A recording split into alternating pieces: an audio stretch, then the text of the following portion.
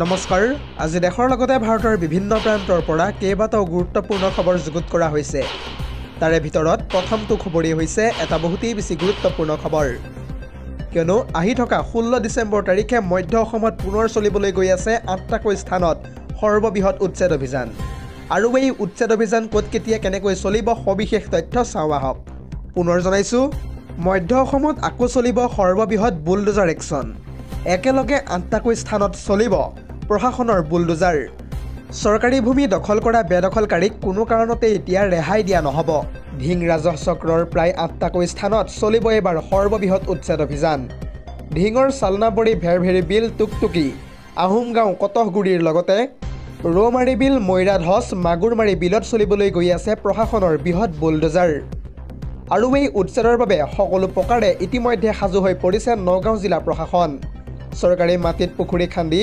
জনজীৱন বিপন্ন কৰিছিল জানিব পৰা মতে একাংশ বেদখলকাৰীয়ে আৰু তাৰ পিছতে এতিয়া সম্পূৰ্ণৰূপে সাজু হৈ উঠিছে বুলডোজাৰ চলাবৰ কাৰণে নগাঁও জিলা প্ৰশাসন পৰৱৰ্তী খবৰটো হৈছে ৰাজনৈতিক প্ৰেক্ষাপটৰ আন এটা বহুতেই বেছি গুৰুত্বপূৰ্ণ খবৰ লুৰিণজ্যোতি গগৈ আৰু অখিলক এবাৰ সহায় কৰিব আজমলে আৰু এই সন্দৰ্ভত মৌলানা বদৰুদ্দিন আজমলে কেনেদৰে সহায় কৰিব লুৰিণজ্যোতি গগৈ আৰু অখিল গগৈক সবিশেষ তথ্য চাওঁ আহক পুনৰ জনাইছো ৰাজ্যৰ ৰাজনীতিক লৈ আহি গ'ল ডাঙৰ খবৰ লুৰিণজ্যোতি গগৈ আৰু অখিল গগৈক এবাৰ সহায় কৰিব AIDFে লুৰিণজ্যোতি গগৈক বিধায়ক হোৱাটো বিচাৰিছে এবাৰ মৌলানা বদৰুদ্দিন আজমলে উজনিৰ পৰিৱৰ্তে নামনি অসমৰ মিয়া মুছলমানৰ অধুষিত সমষ্টি চাওক অখিল গগৈ আৰু লুৰিণজ্যোতি গগৈয়ে মুছলমান সমষ্টিত নিৰ্বাচন খেলিলে আজমলৰ AIDF দলে সহায় কৰিব এই দুইজন নেতাক দলগাঁৱৰ AIDF বিধায়ক তথা মজিবুৰ ৰহমানে কিছু মুহূৰ্তৰ পূৰ্বে এনেদৰে কৰিছে ডাঙৰ মন্তব্য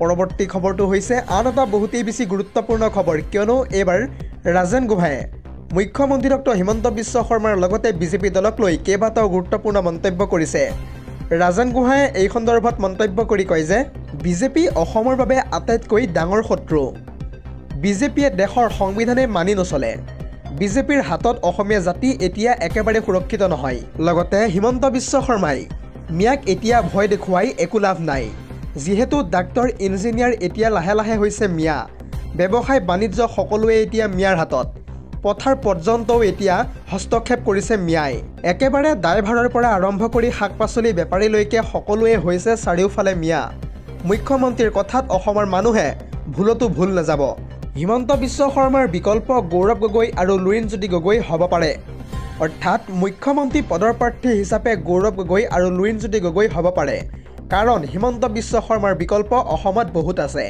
এনেদৰে এতিয়া হিমন্ত চৰকাৰৰ বিৰুদ্ধে সৰব হৈ ডাঙৰ মন্তব্য কৰিছে ৰাজেন গোহাঁয়ে পৰৱৰ্তী খবৰটো হৈছে আন এটা বহুতেই বেছি গুৰুত্বপূৰ্ণ খবৰ অসমত SIR নহয় কি কাৰণে হৈছে SR এনেদৰে এতিয়া নিৰ্বাচন আয়োগক প্ৰশ্ন উত্থাপিত কৰি সুপ্ৰিম কোৰ্টে প্ৰেৰণ কৰিছে জাননী আৰু এই সন্দৰ্ভত সবিশেষ তথ্য জনাবলৈ চেষ্টা কৰিম ফুল স্ক্ৰীনৰ জৰিয়তে পুনৰ জনাইছো ভোটাৰ তালিকাত লাখ লাখ অবৈধ বিদেশী থকাৰ পাছতো অসমত কিয় নহয় SIRৰ কাম SIRৰ সলনি অসমত SR কিয় চলিছে এই সন্দৰ্ভত নিৰ্বাচন আয়োগৰ পৰা উত্তৰ বিচাৰিছে এতিয়া সুপ্ৰিম কোৰ্টে আগন্তুক এসপ্তাহৰ ভিতৰত নিৰ্বাচন আয়োগ আৰু অসম চৰকাৰক উত্তৰ দিয়াৰ বাবে নিৰ্দেশ প্ৰদান কৰিছে এতিয়া উচ্চতম ন্যায়ালয়ে কেৱল ইমানেই নহয় ভোটাৰ তালিকাৰ পুনৰীক্ষণক লৈ এতিয়া কঠোৰ হৈ পৰিছে উচ্চতম ন্যায়ালয় আন আন ৰাজ্যৰ দৰে অসমতো SIRৰ পোষকতা কৰিছে এতিয়া উচ্চতম ন্যায়ালয়ে জ্যেষ্ঠ অধিবক্তা মৃণাল কুমাৰ চৌধুৰীৰ আবেদনৰ শুনানিত কঠোৰ হৈ পৰিছে এতিয়া সুপ্ৰিম কোৰ্ট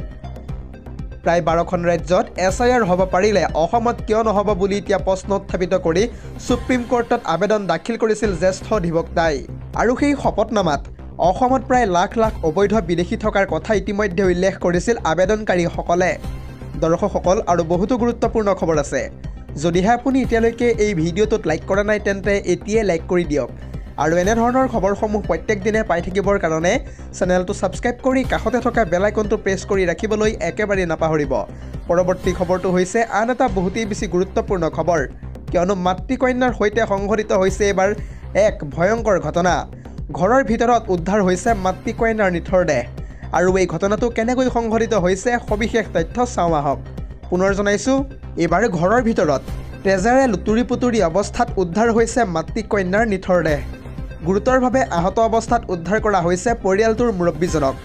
টিয়কৰ বলমা মৰাণ গাঁৱত সংঘটিত হৈছে এই লোমহৰ্ষক ঘটনাটো। মাতৃ চুনচুনী কোঁৱৰ আৰু কন্যা সোণাক্ষী কোঁৱৰৰ মৃতদেহ উদ্ধাৰক লৈ ইতিমধ্যে সৃষ্টি হৈছে তীব্ৰ চাঞ্চল্যৰ। আৰু তাৰ সমান্তৰালকৈ সংকটজনক অৱস্থাত ঘৰৰ মুৰব্বী কল্যাণ কোঁৱৰক ইতিমধ্যে হাস্পতালত ভৰ্তি কৰোৱা হৈছে। আৰু সেই ঘটনাস্থলীত উপস্থিত হৈ টিয়ক আৰক্ষীয়ে আৰম্ভ কৰিছে ইতিমধ্যে তদন্ত। লগতে বৰ্তমান সময় পৰ্যন্ত জানিব পৰা হোৱা নাই সেই ঘটনাটোৰ প্ৰকৃত কাৰণ। পৰৱৰ্তী খবৰটো হৈছে আন এটা বহুতেই বেছি গুৰুত্বপূৰ্ণ খবৰ, কিয়নো 10 কোটি টকাত বিক্ৰী হয় কংগ্ৰেছৰ নিৰ্বাচনী টিকট। আৰু এই ডাঙৰ মন্তব্য কৰিছে কিছু মুহূৰ্তৰ পূৰ্বে মুখ্যমন্ত্ৰী ডক্টৰ হিমন্ত বিশ্ব শৰ্মাই। হিমন্ত বিশ্ব শৰ্মাই ইয়াৰ উপৰিও কি মন্তব্য কৰিছে সবিশেষ তথ্য জনাবলৈ চেষ্টা কৰিম ফুল স্ক্ৰীনৰ জৰিয়তে। পুনৰ জনাইছোঁ, ৰাজ্যত সমাগত বিধানসভাৰ নিৰ্বাচনৰ পূৰ্বে কংগ্ৰেছৰ বিৰুদ্ধে মুখ্যমন্ত্ৰীৰ এতিয়া ভয়ংকৰ অভিযোগ। কংগ্ৰেছৰ একোটা নিৰ্বাচনী টিকট বিক্ৰী হয় 10 কোটি টকাত। আৰু ঠিক এইবাৰো কংগ্ৰেছৰ প্ৰায় 22টাকৈ চিটত দাম উঠিব 10 কোটি টকালৈ। ইতিমধ্যে 1 কোটিকৈ প্ৰাৰ্থীৰ পৰা এডভান্স বিচাৰিছে কংগ্ৰেছ দলে। মুখ্যমন্ত্ৰীগৰাকীয়ে কৰা এই অভিযোগৰ পাছতে ৰাজ্যৰ ৰাজনীতিত ইতিমধ্যে সৃষ্টি হৈছে তীব্ৰ চাঞ্চল্যৰ। পৰৱৰ্তী খবৰটো হৈছে আন এটা গুৰুত্বপূৰ্ণ খবৰ, কিয়নো ইণ্ডিগো বিকল্প হ'ব পাৰে আদানী। অচলাৱস্থাৰ মাজতে বিমান পৰিবহণ দখলৰ দিশে ইতিমধ্যে ব্লুপ্ৰিণ্ট ৰচিছে গৌতম আদানীয়ে। আৰু এই সন্দৰ্ভত গৌতম আদানীয়ে কেনেদৰে মন্তব্য কৰিছে সবিশেষ তথ্য চাওঁ আহক। পুনৰ জনাইছোঁ, দেশৰ লাখ লাখ বিমান যাত্ৰীৰ লগত হেতালি খেলা ইণ্ডিগোৰ বিকল্প হ'ব নেকি আদানী গ্ৰুপ। বিমান বন্দৰৰ পিছত এইবাৰ বিমান পৰিবহণ দখলৰ দিশে ব্লুপ্ৰিণ্ট ৰচিছে আদানী গ্ৰুপে। বিমান পৰিবহণক লৈ অচলাৱস্থা চলাৰ মাজতে বিমান পৰিবহণ দখলৰ ব্লুপ্ৰিণ্ট ৰচিছে গৌতম আদানীয়ে। চলিত অচলাৱস্থাৰ মাজতে পাইলট প্ৰশিক্ষণ প্ৰতিষ্ঠান তথা FSTC এয়াৰৱৰ্কছ ইণ্ডিয়া ক্ৰয় কৰিছে ইতিমধ্যে আদানী গ্ৰুপে। কেৱল ইমানেই নহয়, এয়াৰ ডেকান, এয়াৰ উৰিষ্যাৰো বৃহৎ অংশীদাৰিত্বও ইতিমধ্যে ক্ৰয় কৰিছে আদানী গ্ৰুপে। লগতে আদানী গ্ৰুপৰ দখলত আছে গুৱাহাটীকে ধৰি দেশৰ 8টাকৈ আন্তৰ্জাতিক বিমানবন্দৰ। ইয়াৰ উপৰিও 10খন বিলাসী জেটৰো গৰাকী হৈ পৰিছে গৌতম আদানীৰ মালিকানাধীন কৰ্ণাৱতী এভিয়েশ্যন। পৰৱৰ্তী খবৰটো হৈছে ৰাজনৈতিক প্ৰেক্ষাপটৰ আন এটা জৰুৰী খবৰ। বিজেপি আৰু AIDF দল ত্যাগ কৰি এইবাৰ শ শ পুৰুষ মহিলাই যোগদান কৰিছে কংগ্ৰেছ দলত। আৰু এই যোগদান সভা কেতিয়া আৰু ক'ত অনুষ্ঠিত হৈছে সবিশেষ তথ্য চাওঁ আহক। পুনৰ জনাইছোঁ, নিৰ্বাচনৰ প্ৰাকখনত শ শ লোকে ত্যাগ কৰিছে এতিয়া ভাৰতীয় জনতা পাৰ্টি দল। বিজেপি আৰু AIDF দল ত্যাগ কৰি যোগদান কৰিলে কংগ্ৰেছত।